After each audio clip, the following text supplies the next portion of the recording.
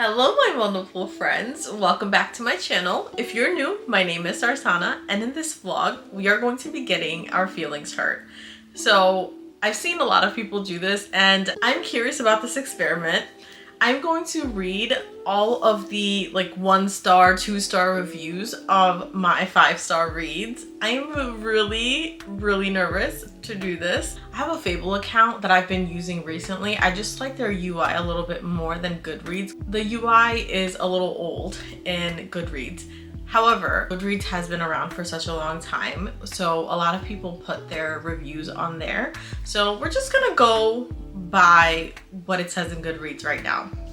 So I'm looking at all of the books that I've read, and the way my read shelf is sorted in Goodreads, it's by books that are rated highest overall that I've read and whatever else other people have voted. The first one I have on my list is Words of Radiance. It is book 2 in the Stormlight Archives by Brandon Sanderson. Ooh, okay, I'm really nervous to read this because this was one of my absolute favorite books. It is like God tier for me. So we're starting off really strong. Oh my gosh, I'm so nervous right now. Oh my gosh, okay. Oh my god, okay, I'm really mad right now. Okay, you know what? I can't be mad because reading is subjective, okay? Don't take this personally, Sarzana. Don't take this personally. This reviewer, he says, imagine all those trees cut down to create you. Okay, that's fine. That's fine. I don't even know if I should read this one. Oh no, that's way too long. I'm not reading that. Okay, so there's another one. This is from 2014. This person says, this is by far the worst book I have ever read. Dreadful, not worth the paper it was written on. Lift your game, Sanderson. This was a disgusting and poor attempt at a book. This was my... Oh no, I'm not saying that word. He said the C word of a housemate. Sanderson is king. That's not very nice. That's not constructive. Okay. Yeah, I can't do this. I can't do this anymore. There's no, we're not reading any more reviews for this book. Okay, so next up is Kingdom of Ash. It is the last book in the Throne of Glass series and another God tier book for me. Ooh, I'm so nervous. This book is everything to me. Oh my gosh. I feel like I'm gonna throw up.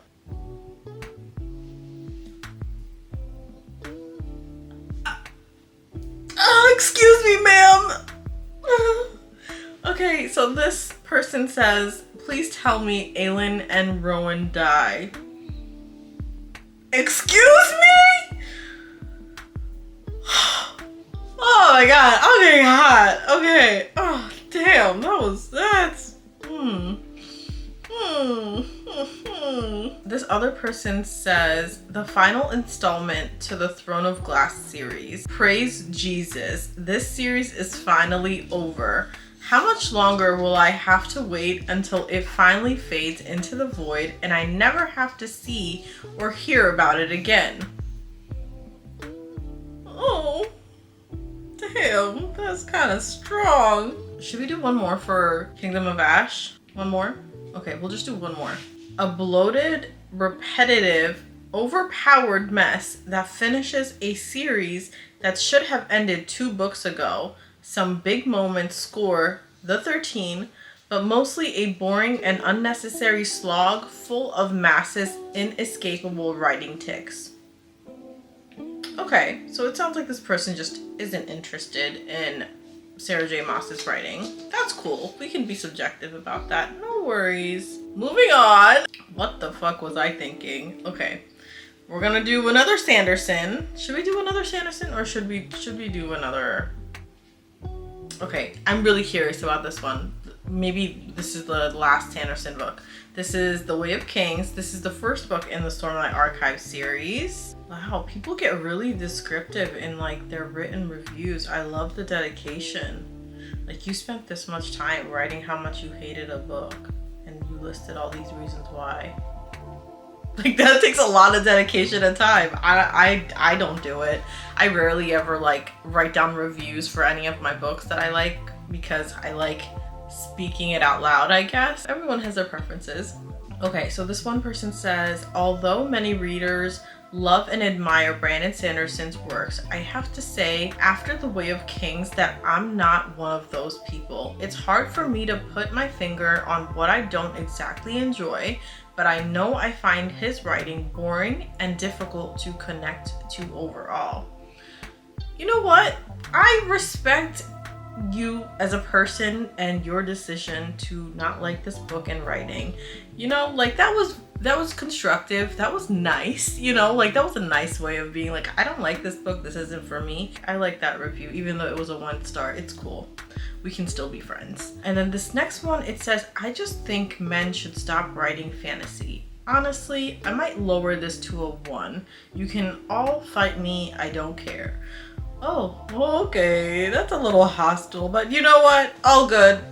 No problem. This wasn't for you. Moving on. The next one on the list is Redeeming 6. It is book 4 in Boys of Tommen. Oh my gosh, I love this series so much. I don't really usually love contemporary romances as much as I love this series, so I'm also very nervous about this. One of the first 1-star reviews over here that I'm noticing is someone said, I didn't even like this book in the first place. Not only is Aoife a doormat, but so is Chloe. Why you gotta attack the author like that though? That was not nice. That's very upsetting to read. Someone said it should be called Ruining 6 because that's what Aoife did to Joey. Well, damn. You defending your mans. Okay. You guys, I really think this was a bad idea. My chest hurts. We're gonna move on to the next book. Let's pick a different one that we haven't talked about or is in a specific series that we've already talked about. Oh my gosh, this is one of my favorite dark romance books and I'm terrified. Should I do it? Should I do it, you guys? Okay, we're gonna do it. So we're going to look at the 1-star reviews for the Mindfuck series by St. Abby. I love this series so much. I'm scared. Okay, so the first one says, the fiction was really fictioning with this one. Okay, I'm not reading these long essays. So there's another one that says, never trusting book talk again. What the F did I just read? And why is everyone hyping the series up? Well, we like it. We enjoyed it.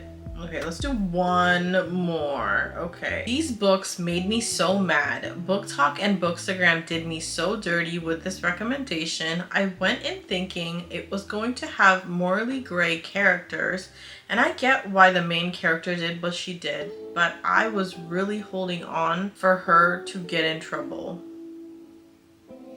I get it. I get that. I can see your thought process. Moving on. Oh God. Do I want to do this one? A lot of people didn't like it, but a lot of people loved it. We're gonna do Fourth Wing.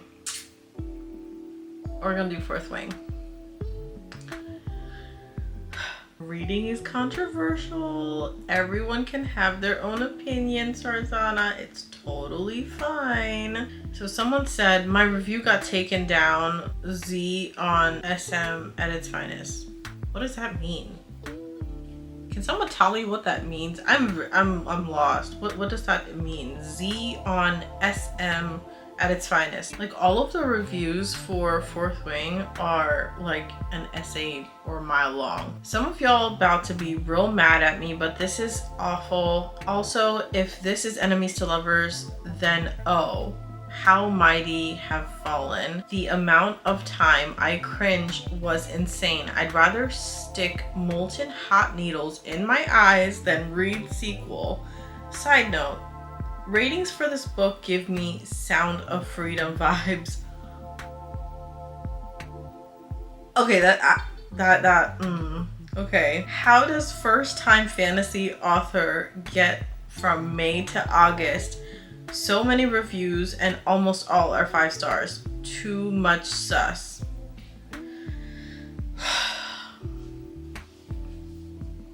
My heart hurts. This other person, says, y'all must be joking. And this other person says, who had a gun to the head of everyone who rated this 5 stars? Well, damn! Well, damn!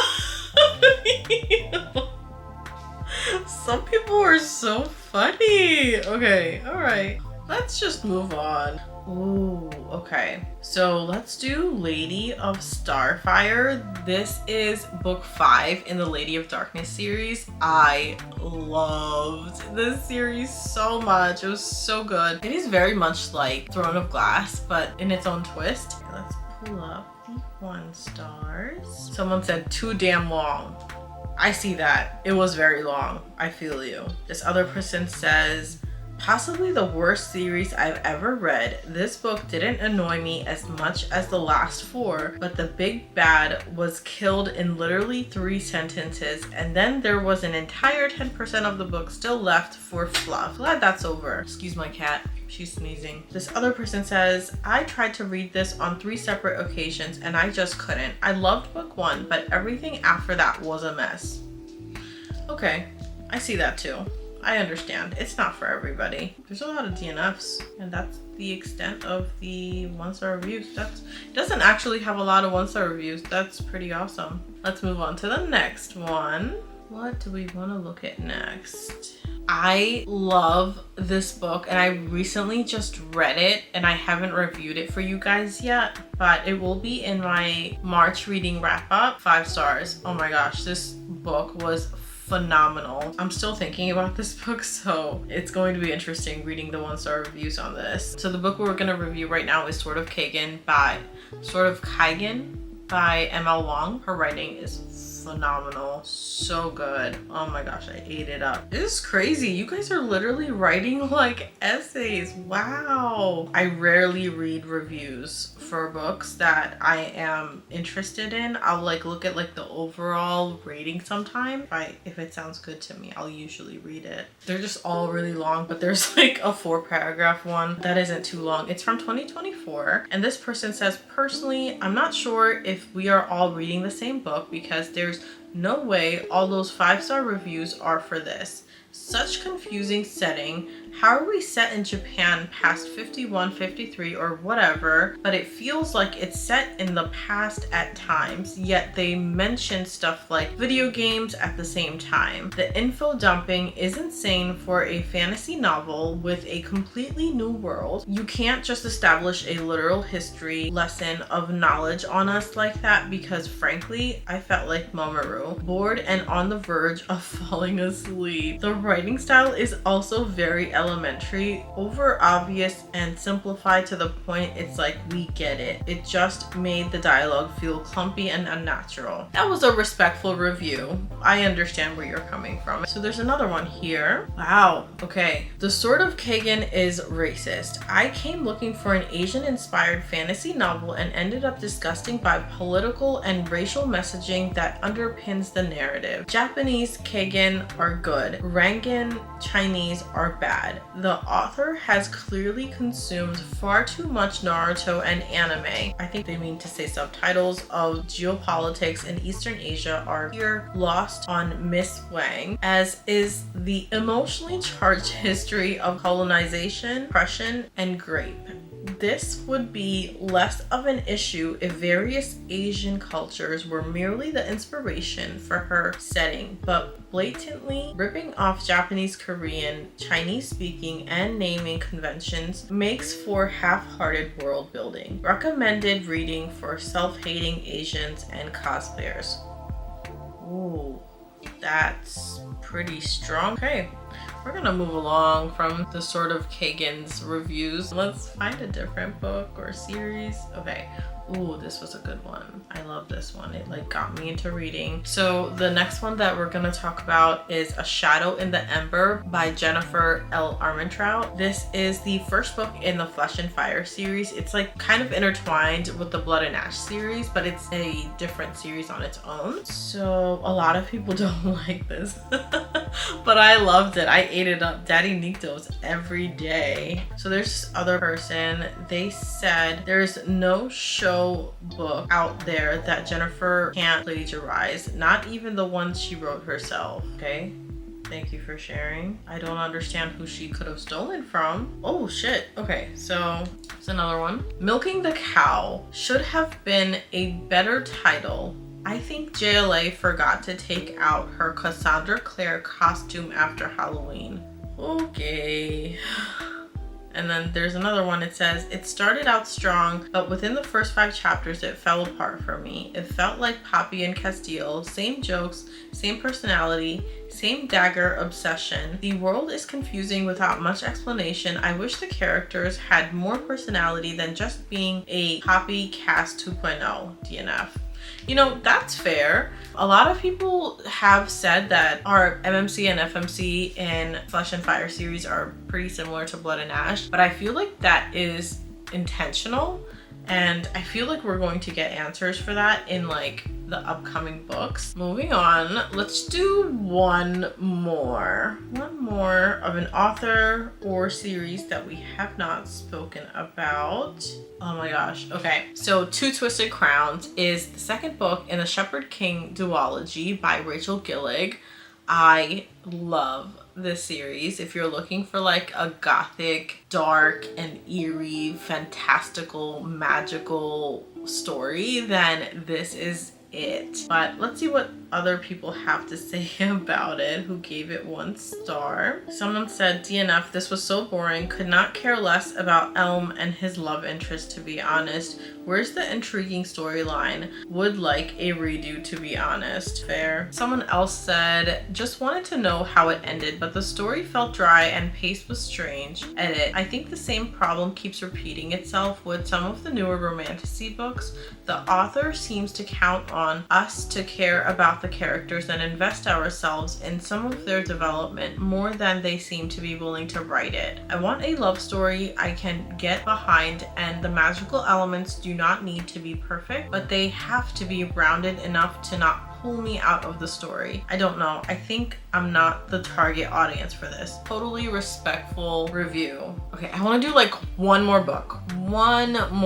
Let's try. Okay, this next one is going to really hurt my feelings. It's the second book in the Windy City series by Liz Tomforty. The book's title is The Right Move. Oh my gosh, this book was so good. It was so good. This was one of the most heart-wrenching contemporary romances I consumed. Okay, we got some DNFs. Okay, so the first one I'm seeing here is, I really tried with this series and author, but it doesn't work for me. It's way too long for no reason and romance boring, full of miscommunication. Okay, I get where you're coming from. And then there's another person that says, this is too corny, no thank you. Plus, he's supposed to be an antisocial, closed off man who only likes his sister, but he was ready to change everything in his life 2 days after meeting her. WTF. Well, you know, like when you meet the right person, you meet the right person, and sometimes it takes a day and sometimes it takes a few years, you know? It all depends on multiple things, but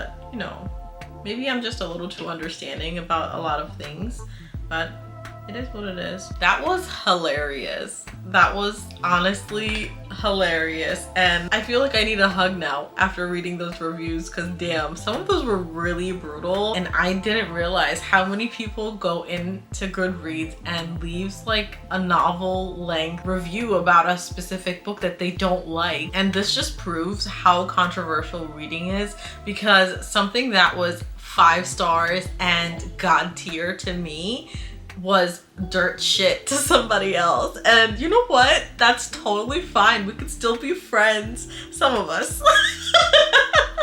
But honestly, this was so much fun. I'm kind of glad I did this, but yeah, I still need that hug. Let me know if you guys like this. Let me know if you guys want to see more of this, because this was pretty fun to like go back and see what other people said about the books that I loved. But yeah, I really enjoyed myself. If you guys made it to the end of this video, thank you so much. I really appreciate you watching this. I love you so much, and I will see you in the next one. Bye.